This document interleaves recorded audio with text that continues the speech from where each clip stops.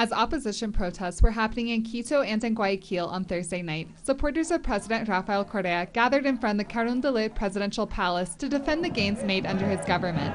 They were protected by police lines, and there was a visible military presence as well, as an opposition march also tried to reach Independence Plaza.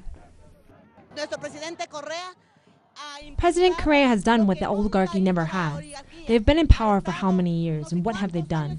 They have caused hunger and need, because they put everything in their pockets. They never worry about our health or medicine. They never worried about jobs.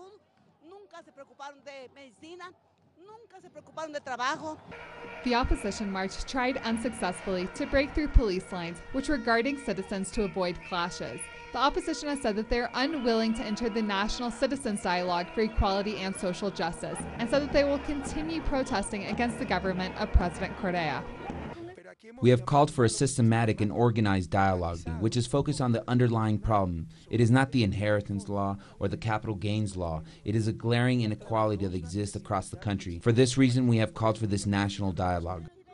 A video released on Friday, which has been circulating in social media, is encouraging a police rebellion, similar to what happened in the failed coup attempt on September 30th, 2010. Political leaders such as Mayor of Quito, Mauricio Rodas, Mayor of Guayaquil, Jaime Nebot, former presidential candidate Guillermo Lasso, and member of the National Assembly Andres Paez have been vocal organizers of the opposition. In this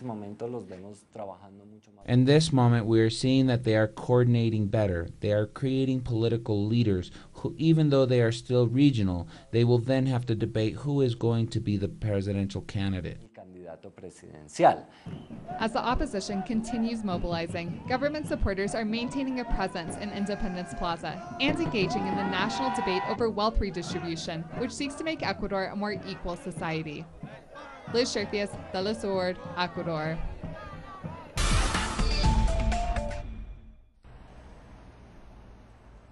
On Friday, Greek Prime Minister Alexis Tsipras announced that his government will present the Greek population with a referendum on whether to accept the latest austerity demands from the so-called Troika of IMF, European Central Bank, and European Commission.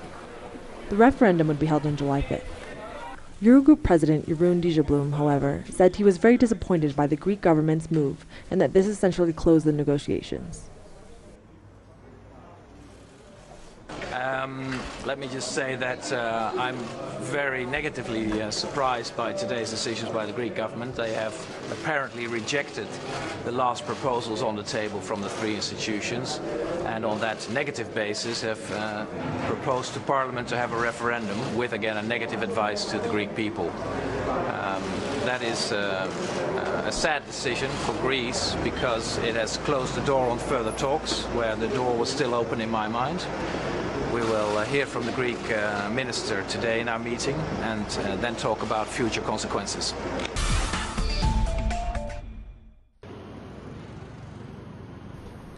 The Tsipras government argues, though, that it is the Troika that has effectively closed the door when it rejected his government's proposals for increasing budget cutbacks. Instead, the referendum should be seen as a way to save the process. This is an important day for democracy, for Greece and for the whole of Europe. The referendum underway is part of the negotiations. It's not the end of the negotiations. And we hope that the Greek people will decide calmly and knowingly what they should vote for the continuation of Greece as a power which sticks to Europe, sticks to the euro, but puts above all internal cohesion, justice, and the stopping of austerity.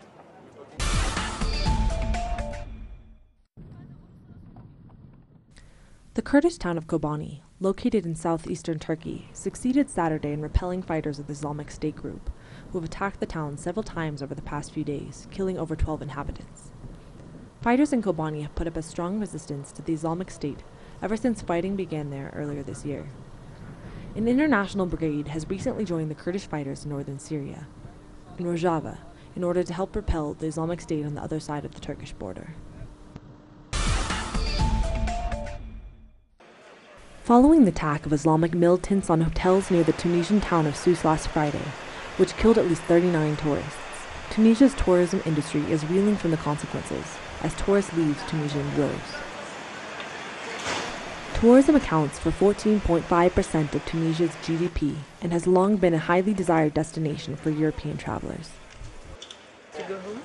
So happy. Yeah. We don't want to stay any longer. But yeah, we just want to see our family, parents and stuff. So leaving as soon as possible, pretty much. Early Saturday morning, a woman climbed up the flagpole in front of the South Carolina Capitol building to remove the Confederate flag that was still flying there. Although Governor Nikki Haley has said that the time has come to remove the Confederate flag, a symbol of racism and slavery, only state legislature can authorize its removal.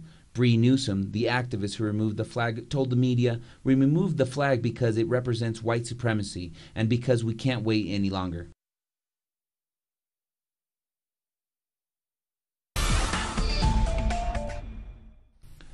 This Friday marks the 9th month since the 43 Ayotzinapa students were disappeared. As the marches begin to dwindle and for some, hope fades in finding the youth, families of Mexico's disappeared, artists and activists are implementing other ways to keep their demands of truth and justice alive, while at the same time provoking reflection and healing.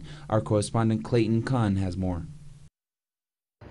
Although this is the 13th Global Day of Action for Ayotzinapa, families of Mexico's other disappeared gathered to hold a pilgrimage of faith to express their solidarity and to gain strength in their demand for justice. We are people that are suffering the same pain, so we understand and support one another. Here we gain strength to move forward.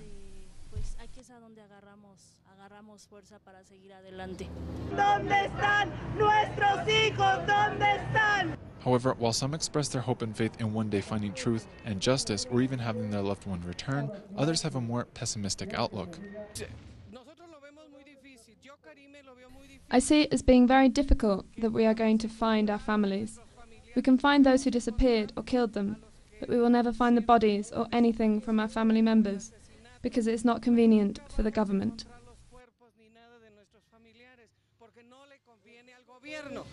The growing wholesale distrust of the authorities and their capacity to provide justice also brings others to unite with the movement of Ayotzinapa or with the families of the country's other estimated 26,000 disappeared. Right now, we come every 26th of each month to participate in the global actions for Ayotzinapa, to support the students and those disappeared, because we, in Tamaulipas, also have many who are disappeared. Yet beyond the marches, sit-ins, or other actions, many are marking the 9 months of the forced disappearance of the 43 students with expressions of music on the tragedy so as to provoke deeper reflection and consciousness. There are 14 songs produced here, so we are going to record and distribute a CD so that people can do what they please. Yet one possibility is that it gets distributed in different regions and places throughout the electronic networks or throughout different contexts so that the theme is heard more. We need to do something so that this does not burn out. These musical artists say that putting the story of Ayotzinapa into song not only continues the demand for justice, but also helps in processes of healing. Clayton Kahn, Telesur, Mexico City. Facts that have marked the course of history. Productions designed in the English language and made for the English-speaking world. This is Documentary. Watch it on telesur.net/English. Telesur, wherever the news, you'll be there.